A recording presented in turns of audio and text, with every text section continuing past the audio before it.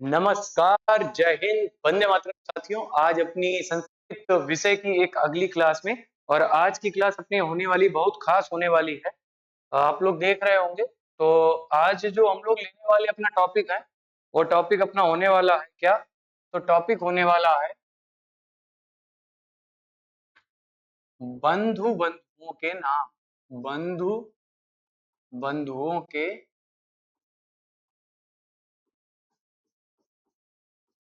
नाम। संस्कृत में बंधुओं के क्या नाम होंगे इसको हम लोग देखने वाले हैं। ठीक है, तो सबसे पहले हम लोग देखते हैं एक शब्द ही आता है अतिथि। अतिथि अर्थात अतिथि को बोलते हैं हम लोग रिश्तेदार, मेहमान। ठीक है, तो मेहमान आ गए ना, तो अतिथि को संस्कृत में क्या बोलते हैं? तो कुछ नहीं करना, केवल विसर्ग लगा देना है आपको। क्या हो जाएगा? अतिथि ही। क्या हो जाएगा? अतिथि। इसके बाद में इसको एक और नाम से भी जानते हैं, अभ्यागतः। क्या नाम जानते हैं? अभ्यागतः। ठीक है, इसके बाद में अगला जो शब्द देखने को मिलता है तो पिता देखने को मिलता है। क्या देखने को मिलता है अपने को? पिता देखने को मिलता है। और पिता का जो संस्कृत में नाम है, संस्कृत में पिता को क्या कहते हैं? तो संस्कृत में पिता को आपको पता होगा जनकः कहते हैं और तातः भी कहते हैं। क्या कहते हैं? देखो, पिता तो कहते ही है, जनकः और तातः भी कहते हैं। इसके बाद में अगला जो है अम्मा, या बोल सकते हो माँ, या अपने यहाँ पे जो बोला जाता है शब्द मम्मी। ठीक है, इसके बाद में माता भी बोल सकते हो। तो माता को हम लोग संस्कृत में क्या कहते हैं? तो आपको पता ही है, कुछ नहीं करना है, वो वहां पर अगर हम लोगों ने जनकः किया, यहाँ पर जननी हो जाएगा। और क्या हो जाएगा? माता, अम्बा और जननी। ठीक है, ये तीन हो जाएंगे इसके संस्कृत के नाम। अच्छा, ये जो आगे देख रहे हो कि स्त्रीलिंग है कि पुल्लिंग है, तो ये उनका जेंडर बता रहे हैं, लिंग बता रहे हैं कि ये किस लिंग के है। तो पिता जो शब्द है वो किस लिंग का है? पुरुष के लिए प्रयोग होता है तो पुल्लिंग का है। जो स्त्री शब्द है वो किसके लिए प्रयोग होता है? स्त्रियों के लिए प्रयोग होता है, स्त्री सॉरी, माता शब्द, तो वो स्त्रीलिंग है। ठीक है, तो ये भी याद रखिएगा। अगला शब्द है क्या? तो भाई है, और भाई को हम लोग संस्कृत में कहते हैं क्या? भ्राता। क्या कहते हैं? भ्राता। भ्राता, या यहां लिख सकते हो भ्राता, ये भी लिख सकते हो। ठीक है, तो ये हो जाएगा संस्कृत में इसका नाम। अच्छा, अगर भाई बड़ा हो तो बड़े भाई को क्या कहते हैं? छोटे भाई को तो आपको पता है अनुजः कहते हैं, और बड़े छोटे भाई को अनुज बोलते हैं ना। अनुज जिसका नाम है उसका मतलब होता है छोटा भाई। और बड़े भाई को बोलते हैं अग्रजः। क्या बोलते हैं? अग्रजः बोलते हैं। अग्रजा। और छोटे भाई को बोलते हैं क्या? तो आपको दिख रहा होगा, छोटे भाई को बोलते हैं अनुजः। ठीक, अब यहीं से याद रखना, सगे भाई को क्या बोलते हैं? तो सगे भाई को बोलते हैं हम लोग सहोदरः। अब यहां से एक चीज और याद रखना, ये हो गया भाई, और यहां पर एक चीज याद रखना, बहन। यहां तीनों में लगा लेना बहन। ठीक, आगे हालांकि मिलेगा आपको स्लाइड में, लेकिन हम अभी मान के चल रहे हैं कि आपको यहीं से याद करा दे। अगर यहाँ पर बहन हो जाता है तो छोटी बहन या बड़ी बहन, सबसे पहले बड़ी बहन, तो अग्रजा की जगह पर हो जाएगा, कुछ नहीं करना, केवल डंडा लगा देना बस। बड़े या का डंडा लगा देना, हो जाएगा। अनुजा की जगह लिख देना अनुजा। इसके बाद में सहोदरा की जगह लिख देना सहोदरा। जैसे अगर आपको याद हो, हम लोगों ने पशुओं के नाम पढ़े थे और उसपे पढ़ा था बकरी के बारे में। तो बकरी को क्या बोलते थे? सॉरी, बकरे को बोलते थे हम लोग संस्कृत में, क्या बोलते थे? तो अजह बोलते थे। क्या बोलते थे? अजह। लेकिन बकरी को क्या बोलते थे? बकरी को बोलते थे, इसमें कुछ नहीं करना था अपने को, केवल अजह, बस खत्म। तो वही चीज यहाँ भी फॉलो हो रही, नियम। ठीक है, तो याद रखना। बढ़ते हैं आगे, अगला शब्द देखते हैं।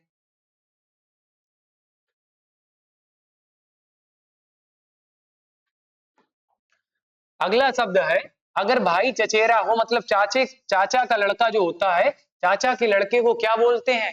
तो पिता के जो भाई होते हैं उनको बोलते हैं पितृव्य। और पुत्र का मतलब हो गया उनका पुत्र, मतलब पिता के भाई का पुत्र क्या हो जाएगा? पितृव्य पुत्र या पितृ व्यजः। अगर कंबाइंड करके बनाएंगे तो पितृ व्यजा बन जाएगा। ठीक है, ऐसे ही मामा के भाई को, चूंकि मामा की जो बात की जाती है तो मम्मी के मायका से होती है। मायका में अगर मातुला शब्द प्रयोग होता है तो मातुल का मतलब होता है मामा, और पुत्र का मतलब होता है मामा का बेटा, अर्थात मातुल पुत्र या मातुलेय। ठीक है, इसके बाद में अगला शब्द है फुफेरा भाई, मतलब फुफेरा भाई का मतलब हो गया बुआ का लड़का। क्या हो जाएगा हमारा, फुफेरा भाई होगा। तो बुआ के लड़के को क्या बोलते हैं भाई, पैतृ, मतलब हमारे पिता की पैतृस्व स्त्रिया, इसका मतलब हो जाएगा हमारे पिता की बहन का लड़का क्या कहलाएगा, तो जो हमारा फुफेरा भाई होगा वो कहलाएगा पैतृ पैतृस्व स्त्रिया। इसके बाद में इसको एक और नाम से भी बोल सकते हो, पैतृस्व सेहा, ठीक है, ये भी बोलते हैं। मौसेरा भाई, जैसे मौसी का लड़का अगर है तो वो हमारा भाई हुआ जाके, तो उसको क्या बोलेंगे, तो मातृस्व स्त्रिया या मातृस्व सेहा। सेम वैसा ही है, इसी वजह से हमने इसको लिया है पीडीएफ को। इसकी वजह यह है कि यहाँ पर बिल्कुल क्लियर है, आपका कुछ छूटेगा नहीं, इससे बाहर जाने वाला नहीं, चाहे आपका पेपर फर्स्ट हो, चाहे पेपर सेकंड हो सीटेट का या यूपी टेट का या सुपर टेट का, मतलब इससे बाहर कुछ नहीं जाना, ये हमारी गारंटी है, चाहे पेपर फर्स्ट हो चाहे पेपर सेकंड हो, ठीक है। इसके बाद में देखते हैं क्या, सौतेला भाई, सौतेले भाई को क्या बोलते हैं, विमातृजह, क्या बोलते हैं, विमातृजह, मतलब वो ऐसा बच्चा जो क्या होता है, जो दूसरी माता से उत्पन्न हुआ होता है, उसको बोलते हैं विमातृजह या सौतेला भाई, ठीक है। इसके बाद में अगला शब्द है बहन। तो बहन के बारे में अभी हमने बताया था क्या, भगिनी, भगिनी बताया था ना, या नहीं बताया था, तो आपको पता होगा भगिनी मतलब होता है बहन, स्वसा मतलब भी बहन होता है, सोदर्या मतलब भी बहन होता है, ठीक है। इसके बाद में इसमें आती है बड़ी बहन, ये अभी हमने बताया जिनको हम दीदी बोलते हैं, तो इनको अभी हमने बताया था अग्रजा, केवल वहां पर बड़ा भाई था तो केवल क्या थी, हलंत थी, यहाँ पर हमने हलंत हटा दिए और डंडा बना दिया था बड़े आ का, तो यही बात अभी भी बताई थी, तो क्या हो जाएगा अतिका या अग्रजा। अगर बात करते हैं छोटी बहन की, तो छोटी बहन को हमने भाई छोटे भाई को बोलते थे अनुजा, क्योंकि विसर्ग थी, यहाँ पर डंडा बन गया तो अनुजा, तो ये हो गया स्त्रीलिंग शब्द। वैसे ही सगी बहन के बारे में बात की जाए अगर सगी बहन के बारे में, तो सगी बहन के बारे में क्या है, तो सहोदरा, वहां पर सगा भाई का मतलब होता था सहोदरा, तो वहां पर विसर्ग लग जाते थे और यहाँ पर हो गया आ का डंडा, इस वजह से ये स्त्रीलिंग शब्द बन गया और ये हो जाएगा सगी बहन के लिए, ठीक है। आगे बढ़ते हैं, एक सेकेंड,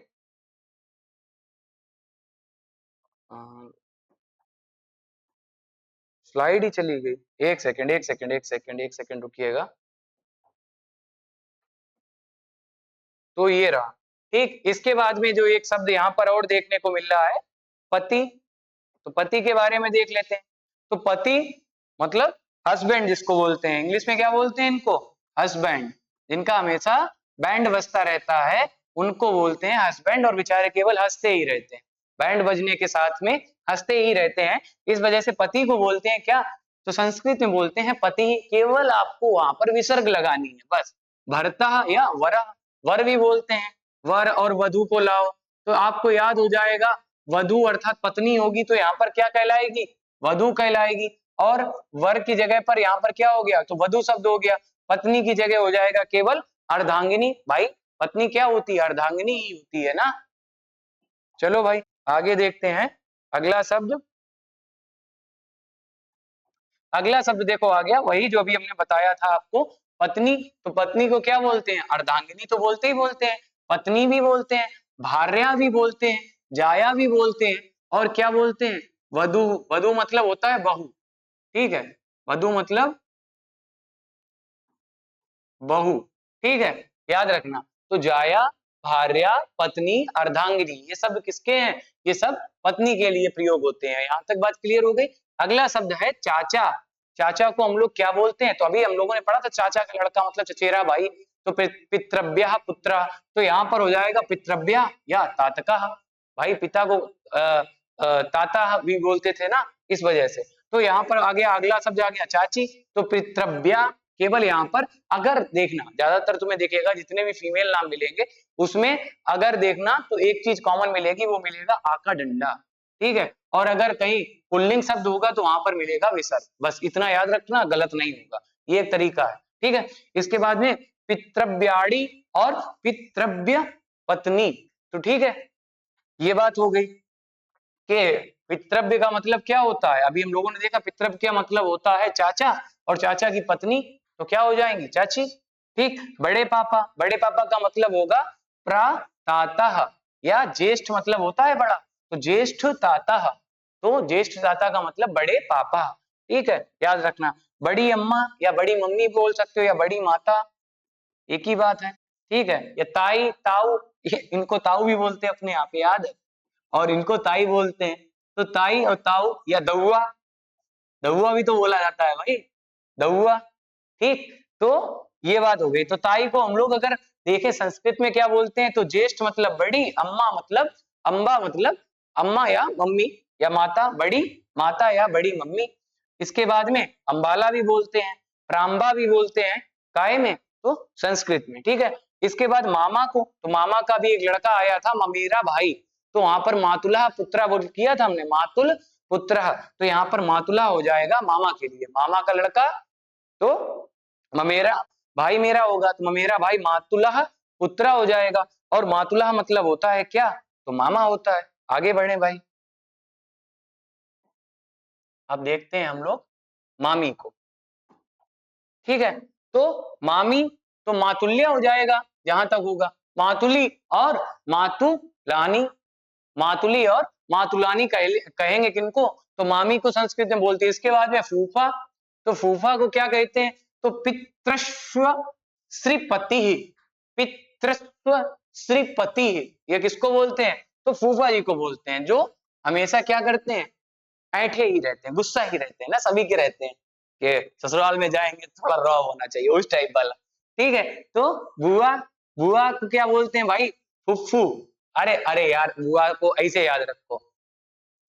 इस्लाम धर्म में या फिर मुसलमान जो हमारे कई, जो हमारे मित्र हैं, वो बोलते हैं बुआ को बोलते हैं फुफ्फी। क्या बोलते हैं, तो फुफ्फी, फुफ्फी से याद रखना, फुफ्फी को क्या बोलते हैं, पितृश्व ससा, पित, देखो पितृस्वसा, पितृस्वसा, ठीक है, याद रखना, पितृस्वसा, ये हो जाएगा किसको, तो बुआ को बोलते हैं कि पित्र, पित्र मतलब पिता की बहन क्या कहलाएंगी, बुआ कहलाएंगी। मौसा किसे कहते हैं, तो मातृश्व श्रीपति, तो क्या हो जाएगा, मौसी, मौसा को सॉरी क्या बोलेंगे, कि मातृश्व मतलब माता की जो बहन है, उनके जो पति हैं वो क्या कहलाएंगे, तो वो हमारे मौसा कहलाएंगे, तो मातृश्व श्रीपति। इसके बाद में अगला है मौसी, मौसी को क्या बोलते हैं, तो मातृश्व सह, मातृश्व सह माता की बहन, और इसमें देखो केवल पति जुड़ा था, बस कुछ था ही नहीं। इसके बाद में भौजी, या बोल सकते हो भाभी, भाभी को क्या बोलते हैं, तो भ्रातृजाया, पत्नी का याद रखना या माता का याद रखना, माता को क्या बोलते थे हम लोग, माता को, माता का एक संस्कृत में नाम था जाया। ठीक है, तो जाया मतलब माता ही होता है, भ्रातृजाया मतलब जो भैया है उनकी पत्नी क्या होंगी, हमारे लिए भाभी माँ ही होती है ना। और किसी धर्म में कुछ भी हो, हम लोगों ने इतना बेकार कर लिया है कि भाभी को एक मजाक की दृष्टि से देखने लगे कि भाभी है तो मतलब मजाक बनता है। लेकिन याद करो भगवान श्री राम को उनकी जो पत्नी थी सीता मैया, लक्ष्मण कितनों कितना मानते थे, उनको माता ही मानती थी, और वो भी उनको पुत्र ही मानती थी। तो वही बात यहाँ पर है, वहां से रिलेट कर सकते हो कि भ्रातृजाया मतलब भाई की पत्नी हमारी क्या कहलाएंगी, तो भाभी या प्रजावती या भामिनी। ठीक है, या भामिनी। इसके बाद में आता अगला शब्द आता है साला, साला को हम लोग क्या कहते हैं, तो साला से याद रखना स्यालह, स्यालह मतलब होता है साला, अगर साला का पुत्र होगा तो स्यालह पुत्र होगा या स्यालजा होगा, क्या होगा, स्याल जह या फिर स्याल पुत्र, ये भी हो सकता है, स्याल पुत्र, स्याल पुत्र का मतलब भी हो सकता है साला का बेटा। ठीक है, इसके बाद में अगला वर्ड, अरे वाह, ये तो काफी लोगों की फेवरेट होंगी, हैं, सभी लोग मजाक की दृष्टि से ही देखते हैं इस जो रिश्ते को होते हैं। भाई अपना क्षेत्र ऐसा है कि बड़ा खुशी वाला क्षेत्र है कि सब लोग खुश रहते हैं, हंसते रहते हैं। इसकी एक वजह सबसे बड़ी ये है कि अपने यहाँ पे जो थोड़े रिश्ते हैं उनको थोड़ा बहुत हंसी मजाक करना, ये सब चलता है अपने यहाँ पे। लेकिन ये एक अच्छी वजह ये इस वजह से है क्योंकि अपने यहाँ पर सबसे कम लोग डिप्रेशन और स्ट्रेस में रहते हैं इस वाले एरिया में। ठीक है, भोजपुरी वाले एरिया में वहां पर मजाक वाला सीन चलता है, तो आदमी को हंसने का एक मौका मिल जाता है, बस ये बोल सकते हो। ठीक है, बाकी कोई गंदी नजर से थोड़ी ना कोई किसी को देखता है। इसके बाद में यहाँ पर स्वराज, या जिसको अपनी देसी भाषा में मतलब तिरवा की भाषा में बोलते हैं सराज। सराज को हम लोग क्या बोलते हैं? सियालिनी। मतलब सियाल का मतलब हो गया, सियाल का मतलब हो गया साला, और साला की पत्नी कहलाएंगी क्या? तो सराज। ठीक है, तो साला की पत्नी क्या होती है? सराज होती है भैया। तो इनको हम लोग क्या बोलते हैं? सियालिनी भी बोल सकते हैं और सियाल पत्नी भी बोल सकते हैं। ठीक है, आगे अगला वर्ड देखते हैं भैया। अगला वर्ड क्या है? अगला वर्ड अपने अपने को देखने को मिलता है साली। क्या देखने को मिलता है? साली देखने को मिलता है। एक सेकंड ये देख ले, क्लियर दिख रहा है?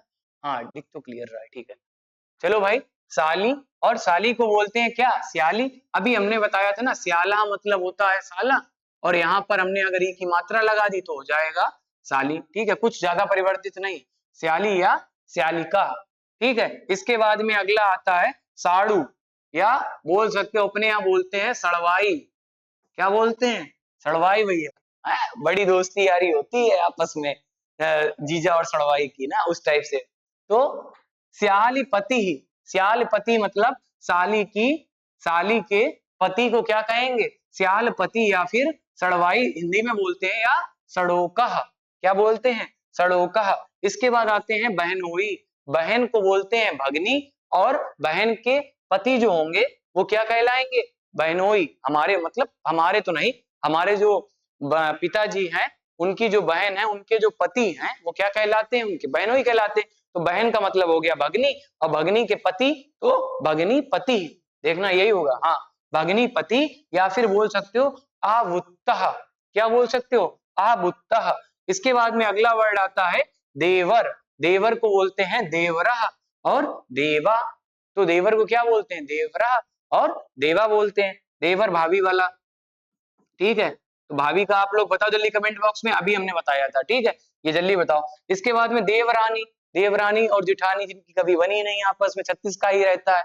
कोई चिमटा पकड़े रहता है तो कोई तवा पकड़े रहता है, कभी बनी नहीं सकती है। पता नहीं इस जमाने में क्या हो रखा है कि देवरानी जेठानी की जल्दी बनती ही नहीं है। तो यहाँ पर है देवरानी वही। तो देवरानी का मतलब हो गया संस्कृत में याता। क्या बोलते हैं? याता। याता मतलब होता है देवरानी। आगे जो शब्द आता है, इसके बाद में हम लोगों को देखने को मिलता है जेठ। क्या मिलते हैं? जेठ। मतलब देवरानी जो होती हैं, जो घर की छोटी बहू होती हैं, उनके लिए जो जो उनके हस्बैंड हैं, हस्बैंड के जो बड़े भाई हैं, उनको बोलते हैं क्या? ज्येष्ठ। क्या बोलते हैं? जेठ। तो ज्येष्ठ को जेठ को अगर हम लोग संस्कृत में देखते हैं तो ज्येष्ठः बोलते हैं, या पत्यग्रजः बोलते हैं। क्या बोलते हैं? पत्यग्रजा बोलते हैं। इसके बाद में जेठानी। जेठानी का मतलब बड़ी। तो ज्येष्ठा मतलब सीधी सी बात है, जेठ को अगर हम लोग, सॉरी, जेठ को अगर हम लोग ज्येष्ठा लिख रहे हैं तो हमने बताया कि डंडा होगा या फिर ई की मात्रा होगी, तो यहां से बन जाता है। तो आपने एक चीज देखी, यहाँ पर केवल डंडा बन गया, ऊपर विसर्ग था, तो ये क्या हो गया? स्त्रीलिंग शब्द। तो ज्येष्ठा मतलब जेठानी हो गया। ननद। ननद का मतलब होता है अगर किसी की शादी हुई है, किसी लड़की की, और जिससे शादी हुई है उसकी बहन, वो बहन को क्या कहते हैं? ननद। तो ननद को संस्कृत में क्या कहते हैं? ननांदा। क्या बोलते हैं? न नांदा। क्या बोलते हैं भैया? तो ननांदा बोलते हैं संस्कृत में। इसके बाद नंदोई मतलब उनके पति, तो ननांद्रिपति। क्या कहेंगे? ननांद्रिपति, वो कहलाएंगे क्या? नंदोई। इसके बाद में अगला शब्द है समधी। समधी क्या कहलाएंगे? संबंधी। भैया बड़ा अच्छा रिश्ता होता है समधी और समधिन वाला। वो गाना भाई बड़ा फेमस था। वो कौन सी मूवी थी? सलमान खान वाली और माधुरी दीक्षित वाली? कमेंट बॉक्स में बताना, मेरे को याद नहीं आ रहा नाम उसका। तो उसी में होता है ये, सुनो समधिन। वो गाना भी बजता है, हारमोनियम और हारमोनियम लेके बैठते हैं वो लोग, अनुपम खेर और वो जो दूसरी एक पक्ष होता है जो समधी समधिन होता है। इसके बाद में आता है सास। सास को हम लोग बोलते हैं क्या? अच्छा, समधिन को हम लोग बोलते हैं समधिनी। क्या बोलते हैं? समधिनी। और सास को हम लोग क्या बोलते हैं? स्वश्रु। क्या बोलते हैं? स्वश्रुह। स्वश्रुह। स्वश्रुह मतलब होता है सास, और ससुर सॉरी, ससुर को हम लोग बोलते हैं स्वसुरः। स्वसुरः, याद रखना। ठीक है, आगे बढ़ते हैं भैया। आगे जो अगला वर्ड है वो है दामाद। क्या है? दामाद है। और दामाद को हम लोग क्या बोलते हैं भैया? संस्कृत में बोलते हैं दामाद को जामाता। क्या बोलते हैं? जामाता। पतोहू, पतोहू मतलब होता है एक तरह से ये बोल सकते हो, पतोहू का मतलब होता है जो पुत्र की वधू होती है। कुल मिला के ऐसे समझ लो कि हमारे जो बाबा हैं तो उनकी जो, अगर हमारी जो मतलब बोल सकते हो जो पतोहू मतलब हो गया पुत्र वधू, इसका मतलब है कि जो हमारे पिताजी हैं उनके लिए जो बहू आएंगी उनको बोलते हैं क्या? पतोहू, या देसी भाषा में बोले तो बहू। तो इसको बोलते हैं पुत्र वधू, या पुत्र की जो पत्नी है उसको बोलते हैं पुत्र वधू या स्नुषा। क्या बोलेंगे? स्नुषा। इसके बाद में बेटा, बेटा को तो सभी पता होगा, पुत्रः तनया सुतः आत्मजा, ये वही सब पर्यायवाची शब्द हैं। ठीक है। इसके बाद में सगा बेटा, तो सगा बेटा को बोलते हैं और सह और उरस्यः। क्या बोलते हैं? और सह और उरस्यः बोलते हैं। इसके बाद में बेटी, तो बेटी को बोलते हैं क्या? तो पुत्री और तनया। वही सब जितने ऊपर ये थे इसमें सब में डंडा लगा दो, सब में डंडा लगा दो। पुत्री तनया सुता आत्मजा, देखो यही होगा, पुत्री तनया सुता आत्मजा। देखो वही है, हमने जो बता रखा है आपको कि विसर्ग अगर है तो वो पुल्लिंग शब्द होगा, और अगर कैसा शब्द है, अगर वो स्त्रीलिंग शब्द है तो वहां पर बड़े आकर डंडा लग जाएगा या बड़ी ई की मात्रा हो जाएगी। बस इतना ही अंतर है और कुछ भी अंतर नहीं, आपके सामने है जो भी है। ठीक है। देवता, देवता का मतलब है नाना का नाती, मतलब जो हमारे नाना है, नाना के लिए हम क्या है? नाती है ना, तो उनके लिए हम क्या कहलाएंगे? तो दौहित्रः या नप्तः, उनके लिए हम क्या कहलाएंगे? दौहित्रः या नप्ता कहलाएंगे। अगर देवती की बात की जाए, क्या? देवती नाना की नातिन, अगर पता चले हमारी जगह हमारी बहन होगी तो बहन के लिए क्या प्रयोग होगा? तो दौहित्री, देखो बड़ी की मात्रा लगी, और नप्त्री, इतना अंतर हुआ देख लो, केवल बड़ी की मात्रा लग गई। वो जो हम बता रहे आप वो याद रखना बस। ठीक है, कि पुल्लिंग और स्त्रीलिंग में क्या अंतर होता है ये तुम्हें एकदम कंफर्म हो जाएगा कि हाँ, अगर शब्द कोई आ गया तो कम से कम तुम एलिमिनेशन मेथड से ये तो कंफर्म कर सकते हो कि ये चार विकल्प जो दिए हैं, ये दो दिए गए ये पुल्लिंग शब्द है, ये गलत है, और हमसे पूछा गया था स्त्रीलिंग, तो इन दोनों में से कोई एक ही होगा। समझ रहे हो मेरी बात? तो यहाँ पर ये चीज काम देने वाली, इसी को बोलते हैं एलिमिनेशन मेथड। ठीक है, हम लोग आगे बढ़ते हैं। इसके बाद में आता है पोता, मतलब पौत्र। क्या बोलते हैं? पौत्र। ठीक, इसके बाद में आती है पोती, मतलब नातिन जिसको बोलते हैं, तो पौत्री क्या बोलेंगे? पौत्री बोलते हैं। चलो भैया आगे बढ़ते हैं, अगला शब्द देखते हैं।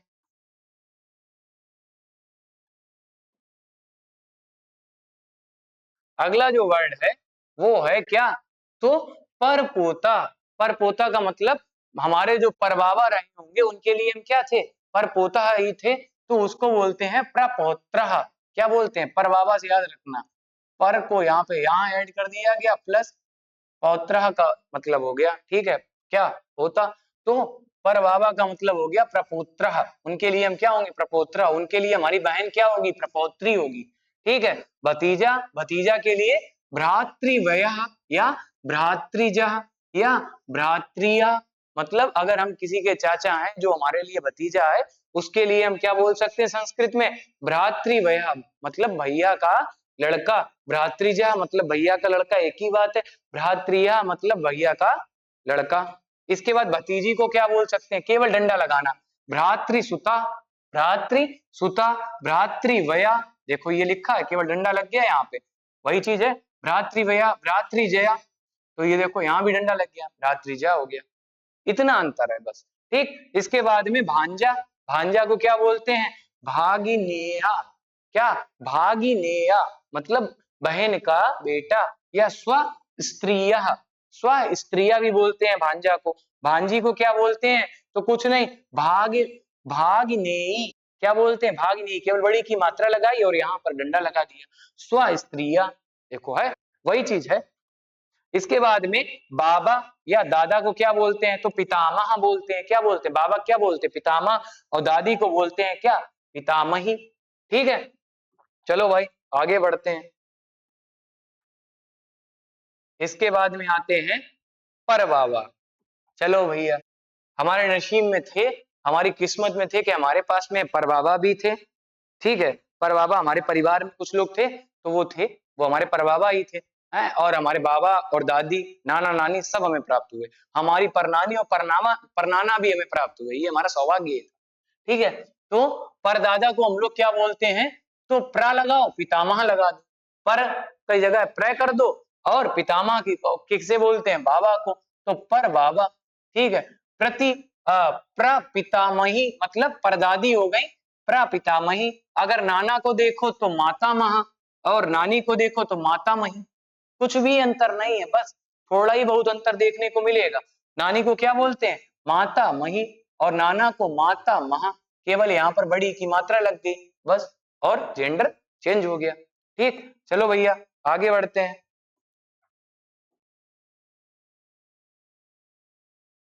अगला जो वर्ड है वो हम लोग अब करेंगे अपनी अगली क्लास में। ठीक है, अपनी अगली क्लास में इसको दो भागों में करके चलते, क्योंकि बड़ी हो जाएगी तो फिर दिक्कत होगी, तो आप लोगों को भी समस्या होगी, बार बार इतना समय नहीं हो पाता, तो छोटी छोटी वीडियो होंगी तो जल्दी कवर हो जाएगा। ठीक है, मिलेंगे अपनी अगली क्लास में। बाकी ये गारंटी हम लेते हैं आपसे कि आपका 100% जो सिलेबस है संस्कृत का वो पूरा होगा, और बहुत बढ़िया तरीके से पूरा होगा, पहली चीज। दूसरी चीज, अगर आपने शुरुआत से लेके लास्ट तक हमारे साथ रहे तो ये हम गारंटी दे सकते हैं कि संस्कृत का अगर 30 नंबर का पेपर आता है तो आप 28 नंबर आराम से मिनिमम ला सकते हैं। बस जल्दी से सिलेबस कंप्लीट करके फिर अपनी दबा के प्रैक्टिस करनी है। ठीक है, और प्रैक्टिस जो सेट है आपके हमने तैयार कर ही लिए हैं, ये चैप्टर खत्म हो जाए तो एक बार इन्हीं शब्दों का प्रैक्टिस कर लेंगे, उसका एक पूरा एक बोल सकते हो एक एग्जाम टाइप का हो जाएगा, कि उसी में एक प्रैक्टिस सेट बना लेंगे इन शब्दों का, जितने भी शब्द पहले पढ़ चुके हैं, और एक दो टॉपिक और रहेंगे वो सब, बस उनकी पूरी प्रैक्टिस कर लेंगे जो एग्जाम में आपके पुराने एग्जामों में पूछे गए, PYQ जिनको बोलते हैं। तो एक बार PYQ की भी प्रैक्टिस कर लेंगे, और फिर एक बार नॉर्मल मॉक टेस्ट भी एक तरीके से वो भी आप लोग हमारे साथ दे लेना, और उसमें पोलिंग भी रखेंगे और लाइव रखेंगे क्लास। ठीक है, प्रॉपर तरीके से लाइव रहेगी, टाइमिंग हम आपको बता देंगे, उस टाइम आना और बढ़िया जल्दी जल्दी से पोल पे अपने आंसर करना, उससे आपकी तैयारी और अच्छी हो जाएगी, और इन सबका रिवीजन हो जाएगा, और खासकर जो PYQ इसको आप समझ जाओगे कि क्या पूछ रहा है। ठीक है, और ये इतने इंपॉर्टेंट होते हैं, किसी भी एग्जाम को समझने के लिए बड़ा इंपॉर्टेंट होता है PYQ मतलब होता है प्रीवियस ईयर क्वेश्चन। ठीक है, मिलते हैं अपनी अगली क्लास में, और हाँ अगर वीडियो अच्छी लगी हो तो वीडियो को लाइक करना, शेयर करना, चैनल को सब्सक्राइब करना। नमस्कारम, जय हिंद, वंदे मातरम साथियों।